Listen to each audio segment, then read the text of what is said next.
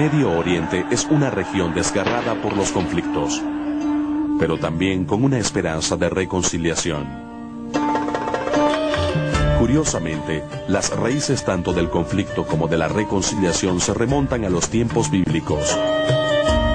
Esta es la historia de Abraham, patriarca de judíos y musulmanes, y de sus dos hijos, Isaac e Ismael, cuyas vidas siguieron cursos tan diferentes que han desencadenado el caos entre sus descendientes casi 4000 siglos después.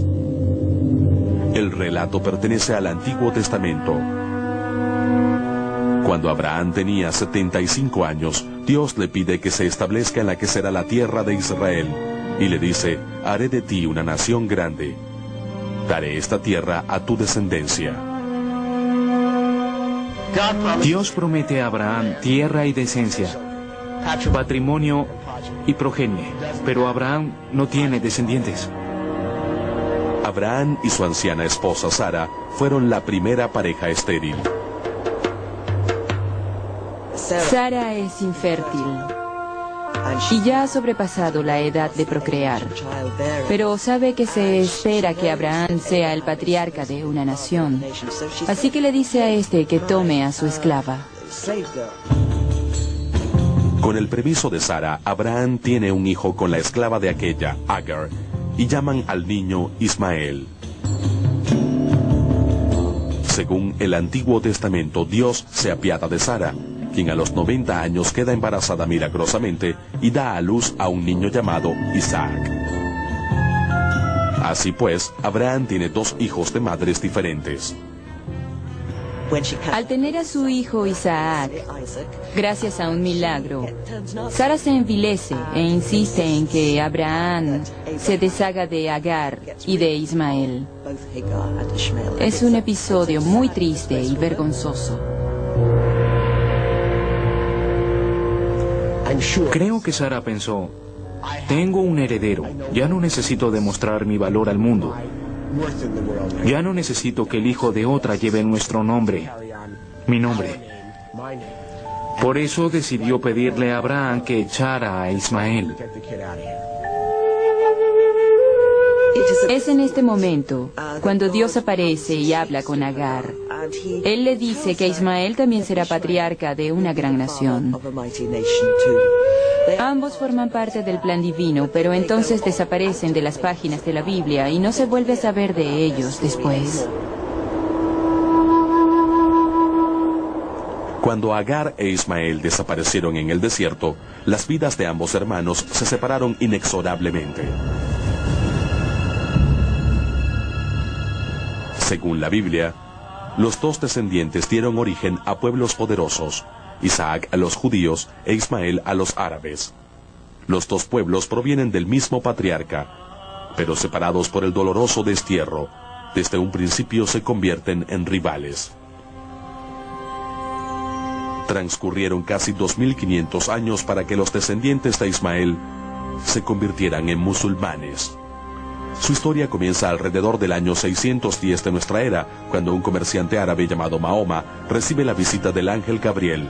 Durante varias apariciones, Gabriel le transmite la palabra de Dios, incluyendo revelaciones sobre Adán y Eva, Abraham, Moisés y Jesús. Pronto Mahoma convierte a los árabes que adoraban ídolos sin el propósito de crear una religión. Él sencillamente se considera como un mensajero de Dios dentro de la tradición judeo-cristiana. Incluso al principio es escuchado por receptivos judíos. Los judíos relatan en la Torá que Abraham engendró dos hijos y que Ismael es el patriarca del pueblo árabe. Así que esto fue música para los oídos de Mahoma, porque eso le demostró que los árabes no habían quedado fuera del plan divino y que Dios los había tenido en mente siempre. Los orígenes de Mahoma se remontan a Kedar, uno de los hijos de Ismael. Después de su muerte, las revelaciones de Mahoma fueron recopiladas en el Corán. La literatura musulmana incluye versiones de la historia de Isaac e Ismael, en las que se aprecian algunas diferencias simbólicas muy importantes. En algunas, Agar, la madre de Ismael, no es una esclava. Es bastante interesante que en algunos relatos de los profetas islámicos, Agar aparezca como la hija del rey de Jordania. Esto fue algo muy importante para que posteriormente apareciera el concepto de que los descendientes de Ismael son nobles. En la literatura musulmana, Abraham no abandona a su hijo Ismael. En las historias de los profetas, Abraham no rompe los lazos con su hijo Ismael. En realidad, Dios ordena a Abraham despedir a Agar.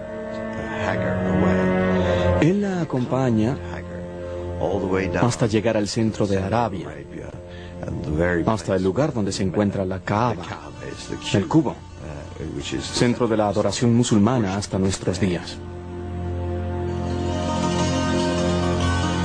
Ubicada en la Meca, la Kaaba es el principal santuario del Islam.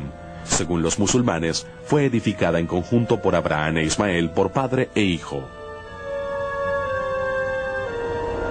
Mahoma esperaba que los judíos aceptaran sus enseñanzas y que los dos hijos de un mismo padre lograran unirse nuevamente, pero las divergencias de sus creencias resultaron ser demasiado grandes.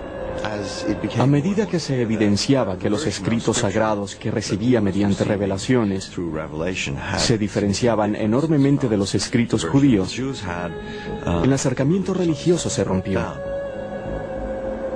Emulando la separación entre Isaac e Ismael, el judaísmo y el islamismo siguieron caminos diferentes. Quizás el doloroso destierro de Ismael estableció una división entre ambos pueblos difícil de superar.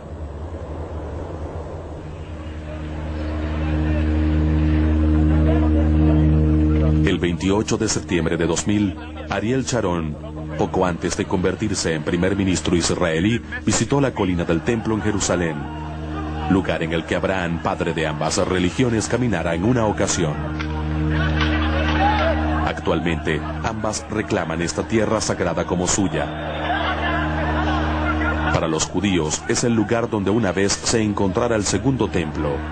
Para los musulmanes, es el sitio donde Mahoma ascendió al cielo. Los musulmanes consideraron una afrenta la visita de Sharon y al día siguiente comenzaron los disturbios. Fue el comienzo de la más reciente y quizás más perjudicial violencia entre judíos y musulmanes. Es muy triste que judíos y musulmanes hayan mantenido una relación razonablemente cordial durante gran parte de su historia y que ahora sean enemigos a muerte.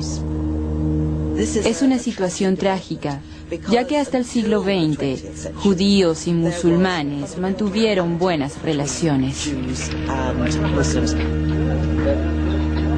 Pero en medio de la actual violencia, existe un débil rayo de esperanza que data de los tiempos bíblicos. De acuerdo con el Génesis, mucho después de que los hermanos Isaac e Ismael se separaran, ambos se vieron una vez más. Cuando su padre Abraham falleció, ambos se reencontraron para enterrarlo en paz en una gruta cerca de Hebrón.